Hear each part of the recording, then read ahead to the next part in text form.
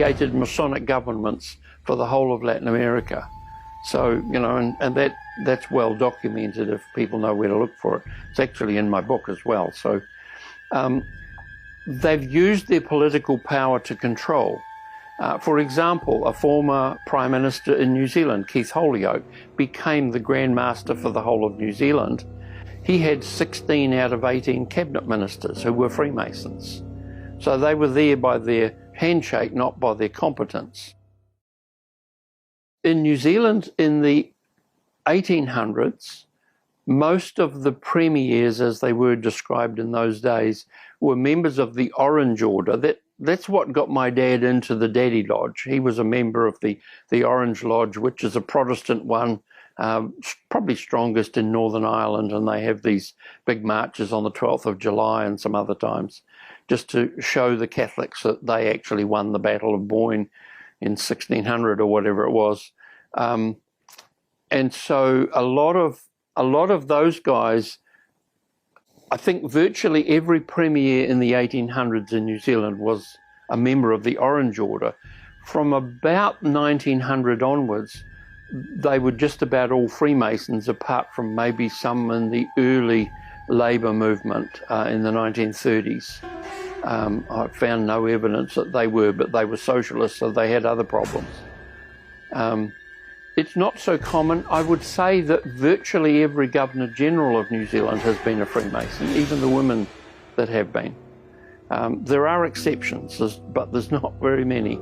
So they sort of gravitate to control positions. Australia, there's a whole swag of their prime ministers. I've named some of them in my book. Menzies, yeah.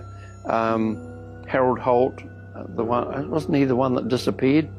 They never found his body. Yeah, quite a few like that. Canada, the same.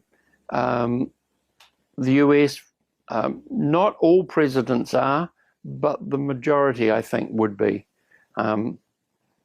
Britain would be the same. Well, it's definitely a conflict of interest for politicians and so on to be members of groups like this. How can I describe it? They actually promise to look after their own. Even if a brother Mason commits a murder or treason, they're obliged basically to look after their own. And even if it means lying in court under oath, they will do that sometimes. So, you know, that's an integrity issue as far as I'm concerned. But this is part of the promise they make in the rituals that they go through. And I find that difficult to sort of tolerate how people can do it with a conscience, but it's like their conscience gets seared. Yeah, there's been some interesting events that they've manufactured. I would have to say I think Freemasonry is probably lost a lot of its strength. In New Zealand, their membership used to be about 48,000. Now I understand it's just a tad above 6,000. And I know anecdotally a lot of them have actually resigned and have found the real Jesus, so that now they're in a better place. I'd have to say that my role originally with my book was really to look at explaining to the wives and daughters of Freemasons why there are curses in their families. And when those girls wake up, the guys might as well not go anymore. And that's really been what's happened. And I've heard that from a number of cases. Most of the major cult groups that grew out of Finney's revival in the east coast of America in the mid-1800s, the Mormons, the founder was a Freemason. The Jehovah's Witnesses, the founder was a Knights Templar in Freemasonry. The founder of the Adventists was a Freemason. The Spiritualist Church was involved with it. The Christadelphian one was with it. And so, you know, in case your viewers are concerned, I'm not just about dealing with curses. I'm actually more about dealing with blessings. In fact, this book is now in 14 languages on Amazon because I really want people to be blessed. But you can't be really blessed until such time as you've got rid of the curses.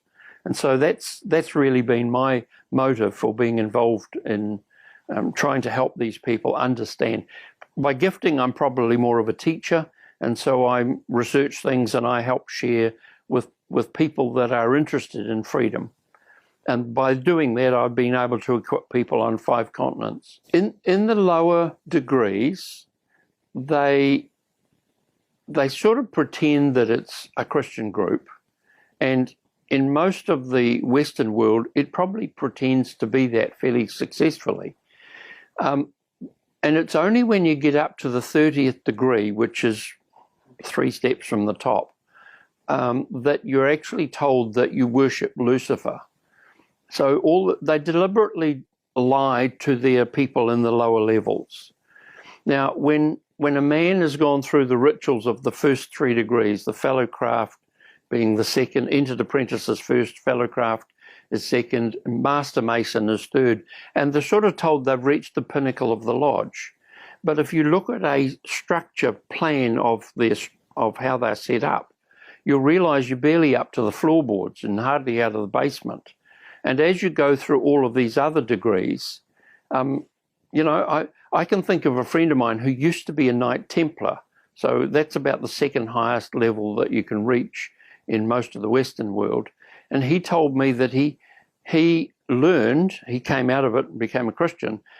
He learned that he had to break 5 of the 10 commandments in order to reach that degree. Numbers 1, 2, 3, 6, and 9. So if you're going to go and do that, you're actually going to end up with God as your enemy. Now, I've mentioned about the different degree rituals that bring a curse that the men speak. And so when it comes to ministry, we really need to go through those and explain, okay, this is what we need to cover. Because of the political control that their top people are involved in, they really have controlled a lot of countries. I mean, I was asked to go to Africa to speak about this because every British regiment in the 1800s and so on had a Masonic lodge inside it. Bottom line is, wherever the British military went, and they controlled a quarter of the world at one stage, including in New Zealand. It was Masonic infiltration here through in the 1837-8 onwards, and by 1840 they had Masonic lodges here, and most of the military campaigns by the British military here were held, their campaign meetings to plan what they were doing were held in Masonic lodges. And so this is why a lot of Maori have nothing to do with the lodge, because they know there's a connection. And basically we had a coup where the British Masonic Empire, I'll call it what it really was, and as somebody who's got a qualification from, or an honour from the Queen, I can say that I found it very difficult to say the whole British Empire basically was a Masonic empire. And so there's lodges now in India and Singapore and all around Africa and so on. Wherever they controlled it to that level. Bottom line is, this has actually caused a lot of people to start looking seriously at the political machinations that they've been involved in. Now, some people say, oh, well, it's a bit like Rotary or the Lions Club or whatever. Well, both of those groups were started by Freemasons. And the Scouts, yes, Baden-Powell was a very prominent Freemason. You can tell that from his tombstone, but you won't know it if you don't know what the symbol is with the point within a circle, which is on his tombstone along with the scouting one. I was in a cemetery, would you believe it, in Canada, in the city of Hamilton there, and the whole cemetery is laid out like a Masonic lodge. And you had to be a Freemason or a member of the Eastern Star, which is the women's lodge in North America, in order to have family buried in that place. And it had the table and the chairs and everything, the whole thing.